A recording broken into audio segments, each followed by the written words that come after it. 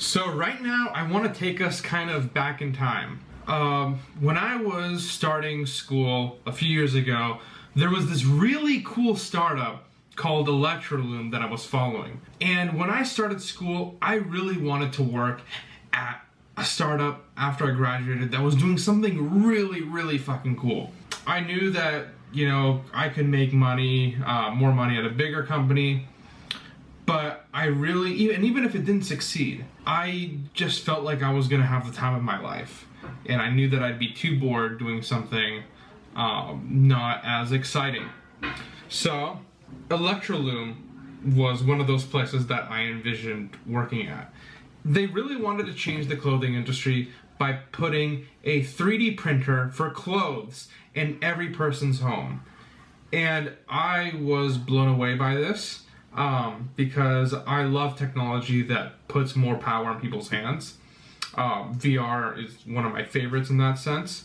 3D printing is another, because it allows normal people to be able to prototype without tons of expensive equipment.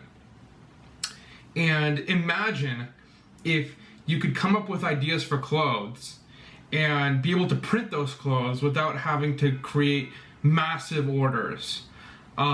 So I thought that that was really cool. Sadly, it failed. So I kind of want to do this little video to speak about, be the first of many videos that speak about startups that kind of had good ideas but didn't ever take off. Electroloom is one of them. They failed because they weren't able to get funding. Although they initially were able to get funding. You could be creating something innovative, making a lot of amazing discoveries, but if you're not making money, or at least proving that you can make money in the future by showing that there's a lot of interest, you're just not going to get funding, because the people who fund you don't just fund you to see cool shit happen. They fund you because they want to get a return on their investment. And what happened with Electroloom, according to what the founder said after this whole thing ended, was that they spent way too much time experimenting with ideas and trying out new things, rather than only focusing on the experimentation and innovation that was going to put the devices in customers' hands as soon as possible. The lesson you should learn from that is that there's a time and place to investigate.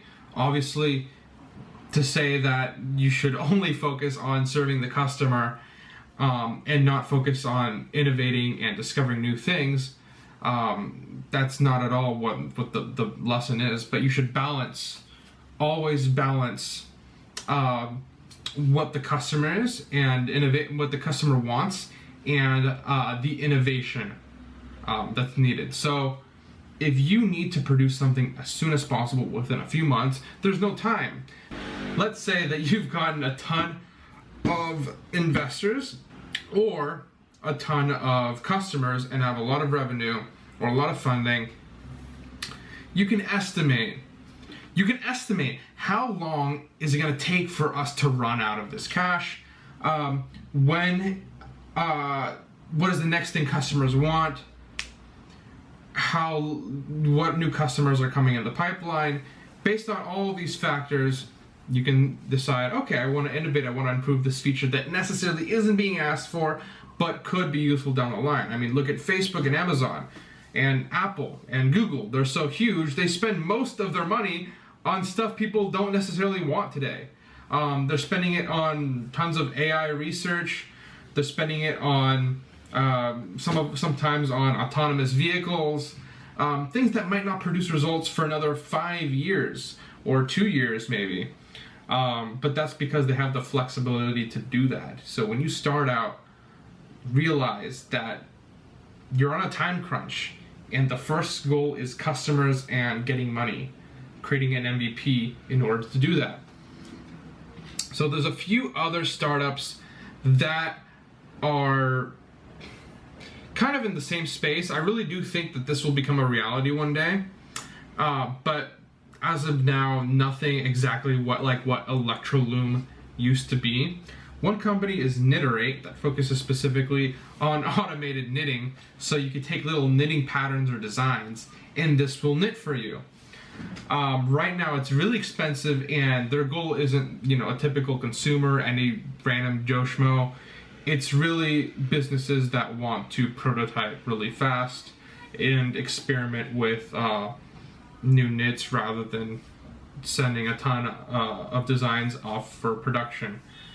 So I'm gonna post a link to Electroloom's thanks and farewell message that they wrote on Medium a few years ago. Remember, so many people like to burn cash doing stupid stuff, but if you do have the luck and fortune to get funded for an idea, realize that if you do your job well and get customers by producing an MVP that they want, that could lead down the line to you having more money to experiment further, and it's just a short-term sacrifice. And it shouldn't be a sacrifice if the whole process is fun to you anyways. So follow if you want to keep up to date with more about technology and startups. It's a really fun field. Like I said, I like to talk about even stuff that happened in the past, stuff that might happen in the future, stuff that's happening now. Yeah, see you next time.